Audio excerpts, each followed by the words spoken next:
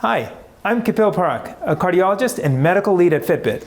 And I'm Tristan Rice, Director of Methodology with an emphasis in training systems from Exos. And now we're going to talk to you about some additional features that wearables can bring to you.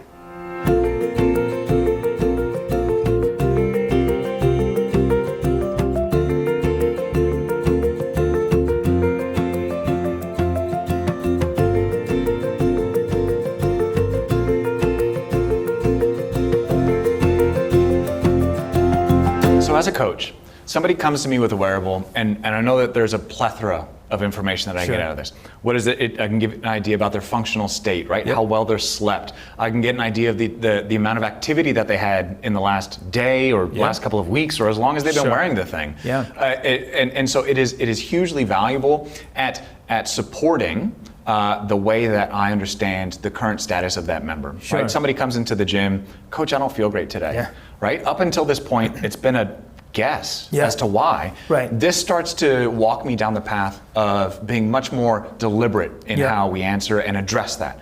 I'm sure as a cardiologist, there's a lot more information that you may get out of it as well. I can't even imagine, based on how valuable I find this, or how valuable I find this information.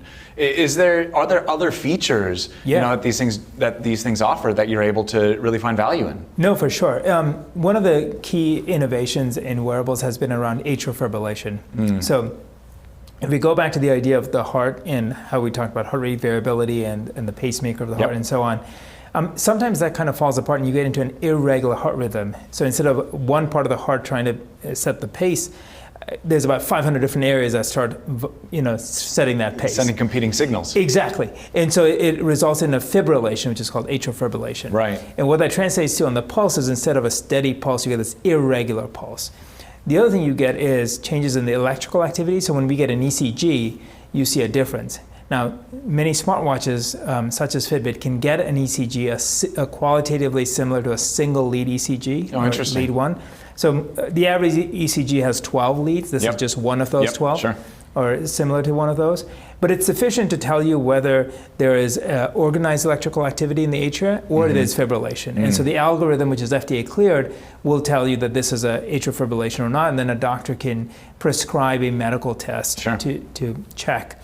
The nice thing about the irregular heart rhythm notification is that you don't need to do something. It's just checking in the background. Passively. Typically when you're asleep, because when you're moving around, the signals can get noisy and you never know what the true thing is. But at nighttime, many wearables like Fitbit have this long battery life, so they check your sleep anyways. And so during that time, they can check for irregularities in the heart rhythm and then let you know with a notification, and then you can take that to your doctor. Now, why would somebody care about that? When you have atrial fibrillation, you're at a much higher risk of stroke. And that could be, on a personal level, that could be just a tremendous tragedy. And treating people at risk for stroke with blood thinners, if you have atrial fibrillation, will lower that risk. And so it's a preventive measure, to reduce that risk. And so for coaches, it's important to know that the functionality exists, because if somebody comes up to you and say, "Hey, coach, check out my sleep numbers, and I got this rhythm notification. Should I just ignore that?" You might want to tell them to talk to their doctor about it, right? Pretty quick. Exactly. And so it's, and there's very specific bounds around what the FDA has said. It's not a diagnosis. It's a detection mechanism, essentially. It's a notification that you then have to get confirmed. But it should trigger a conversation with their doctor, and they should have a discussion about it. Other features that a coach might find useful is it has the ability to detect oxygen level. Now, this is a consumer grade oxygen level. So now with what happened over the pandemic is people got very interested in pulse oximeters. And they just bought them from the pharmacy. That's exactly right. And they're trying to manage their COVID with it, not what this is meant for. But really what those and this kind of thing is meant for is, suppose you're training somebody for a high altitude, a climb, or any kind of mountaineering or anything like that. Well, when you go to altitude, your oxygen levels drop. And that obviously affects performance.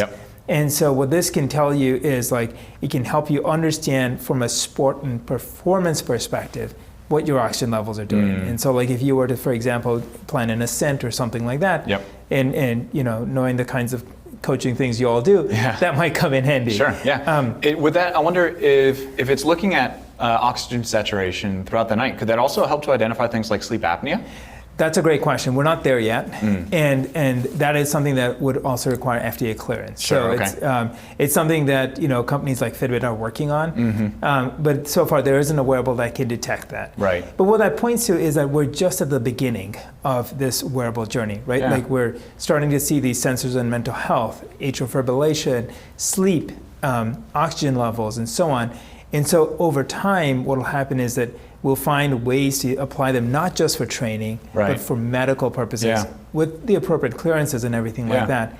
And so I think it'll be really interesting. And where I find this particularly exciting is that from a coaching perspective, it expands your reach and your ability to have an influence on people. And not just on the one aspect of their life through physical activity, and not just the moment you see them in the gym, but all across their sort of well-being journey. Yeah, coaches can give guidance, right? Exactly. If you get a notification about a stressful moment, what are tools that you have in the regulation toolbox to bring yourself up or back down intentionally? That's exactly right. You have the opportunity to track your sleep quality and quantity. What are things that you can do to improve that so that then you're able to show up as your whole self, right? Exactly. You're able to improve your functional state, at home, at work, in the gym, right? So that you're able to do the things that you want to do, right? You're able to show up in the moments that matter most. For sure. And from a cardiology perspective, the thing where I see this tying into like my world is the first line recommendation for many cardiac diseases, hypertension, for high cholesterol, for even if you've had a heart attack, is to have a healthy lifestyle. Sure. And they call these lifestyle changes. Even for atrial fibrillation, one of the main recommendations is follow lifestyle changes.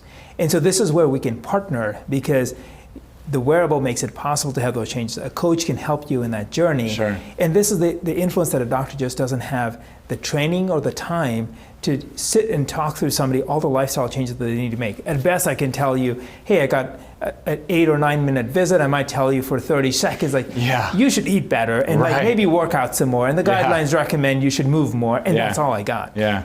But if we can partner on this, then what you can then do is like help people reach those goals, set reasonable goals, meet them where they're at, and overall not just improve their health, but their functioning and overall well-being. It's an extension, exactly. Right? It improves scalability, right? Because not only, as a coach, not only am I working with you, making these recommendations on the 1 hour that you're in the gym, sort of leaving you to your own devices for the other 23. Correct. And I'm certainly not with you the other 23. For sure. But if there is opportunity, a sort of touch point for you to gain insight into the way that you sort of operate through the other 23, do you pack all of your activity into that 60-minute period, right, and then just sit the other, correct, the rest of the day, right? Yeah. Like that's not an active lifestyle. No. But if you have something which is measuring, these things, your exposure to stress, right, your total activity, your total time in activity, the way that you're sleeping. Correct. If we're measuring these things, people typically, I think, naturally are going to focus on them.